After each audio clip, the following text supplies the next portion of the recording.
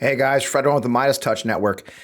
Well, Trump's been indicted again, this time on 7 federal charges, and it has to do with classified material. And then, of course, Marjorie Taylor Greene does her own thing with classified material, all in a 24-hour period. So let me tell you a little bit about myself. I spent 22 years in the Army. 19 of those years, I had a top secret clearance, a TS SCI clearance.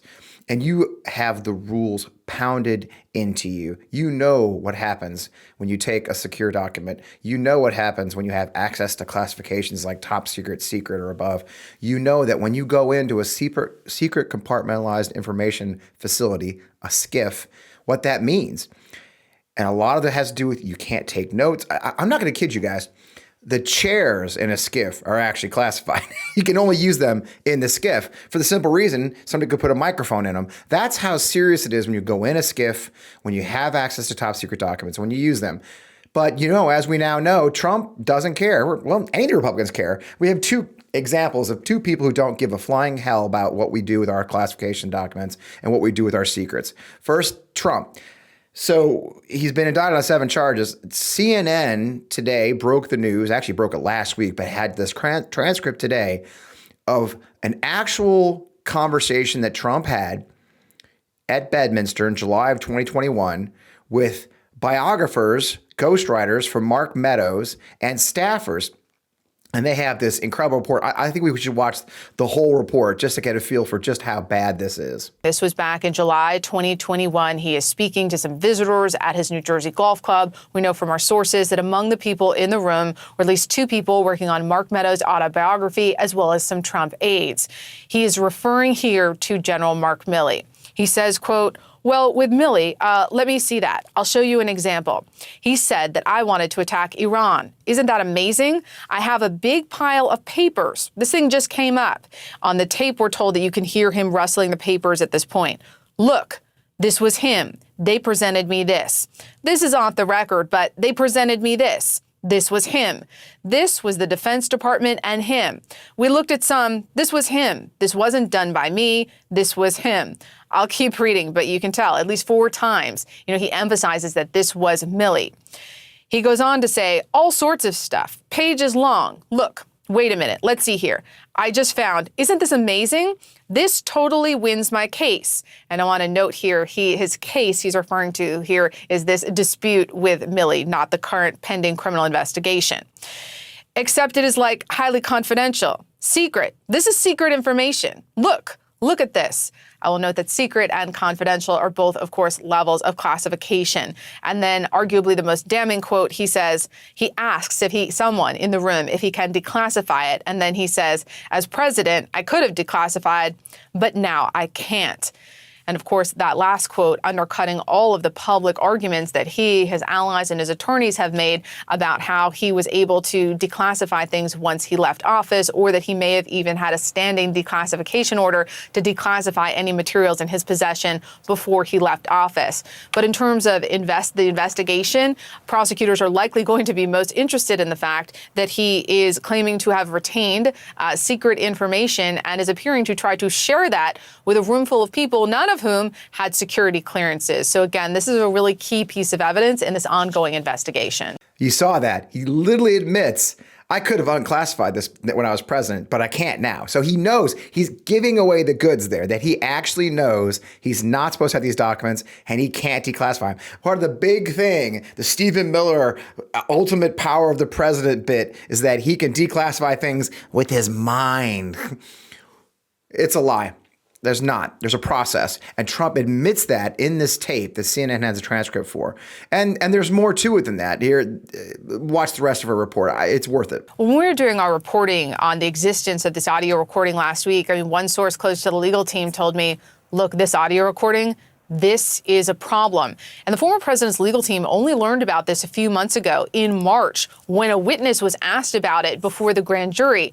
I also want to note that prosecutors subpoenaed the document that he refers to, and they still don't have it. It's unclear, one, what this document was, if it was indeed a real document, though it appears by this transcript, he does clearly think that he is in possession of something, that he is showing them something that supports his argument against Milley. But at this point, it's not clear that the government even has this document in its possession. So we don't have the indictment at this point. It's unclear when that will be unsealed, but it would not be surprising if this audio recording or quotes from it come up in the indictment. But at this point, we don't know. It's clearly, though, a piece of evidence that even the former president's legal team acknowledges is a problem for him. Yeah, it's a problem for him. It sure is a problem for him. He lied, and he's lying, and his own legal team's lying. And by the way, as we record this, we're finding out he's fired part of his legal team already. So it's just a mess. And I'm going to tell you something that's what's really important. And the last thing I want to tell you about is a quote from the New York Times, and this is amazing. This is an amazing quote that he says during that conversation where he talks about, and they didn't put this in the CNN report, which I thought was interesting, but the New York Times has it, where he has a quote at the end of the conversation where he says, and I'm reading this to you, he says, "As president, I could have declassified them. Now I can't," Mr. Trump was recorded saying. He then reiterated something was classified. And then he goes on to say, "Isn't that interesting? It's so cool," Mr. Trump said, adding, "You probably almost didn't believe me. Now you believe me." He's bragging about the fact that as president, he could declassify things or do things at will. It's like a little child with toys. It literally, I don't even know why he stole them, but we're going to find out, because here's the punchline. They can't find those documents. They can't find the document he's talking to. Allegedly a classified war plan for Iran is missing, and it was at Bedminster Golf Club. But see, Trump doesn't want to be outdone, right? This is not his style. You got to have, MTG, can't be outdone either. So then you have Marjorie Taylor Greene rolls out with the situation that they're dealing with this FBI whistleblower, Joe Biden. Once again, classified information. This time, the FBI hosted congressmen in the classified a SCIF on Capitol Hill. So what's Marjorie Taylor Greene do? Why, she goes in and does this right afterwards. I made some notes after I left the SCIF based on the information, and I'll share that with you guys right now. Basically, what was happening there is back in 2015, 2016. I'm not going to play that whole thing, but she literally says, "I was in the SCIF and I took notes. Let me tell you what I read." Okay, that's not legal. But it's okay, because she goes on Ingram last night, and tells even more. What we read today in the SCIF, and I want to let everyone know, this was an unclassified document. This is a document that all of America should be able to see, but the FBI is stonewalling us, and they would only let us see it in a SCIF. Well, what I did after reading the document is I made notes when I walked out, and I went to the table and I wrote down everything that I had just read so that I could come out and tell the American people what I read. Right.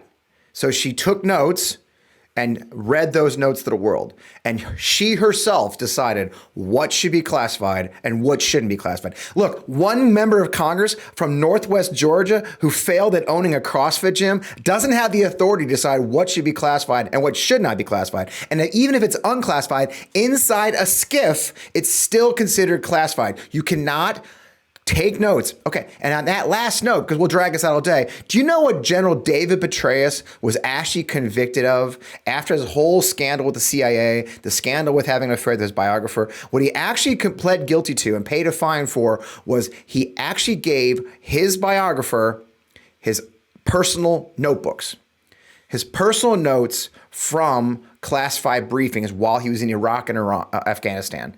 That's what David Petraeus was guilty of, his personal notes. And punchline, the woman he gave them to had a secret clearance. That's how serious these things are. There's a reason it's in a SCIF. Marjorie Taylor Greene doesn't get to decide what should or shouldn't be classified. So, will Kevin McCarthy do a damn thing about it? Will the FBI? Remains to be seen. But stop giving these people access to our damn secrets, because they don't care what they burn down. All they want is to get political hit points. And they'll give away our war plans and our secrets and our criminal proceedings to move their agenda forward. It's a crazy time, folks. We're up against some crazies. Stay in the fight. I'm Fred Wellman. The MeidasTouch Network. Check out my show every Friday night right here. Hey Meidas Mighty, love this report? Continue the conversation by following us on Instagram @MeidasTouch to keep up with the most important news of the day. What are you waiting for? Follow us now.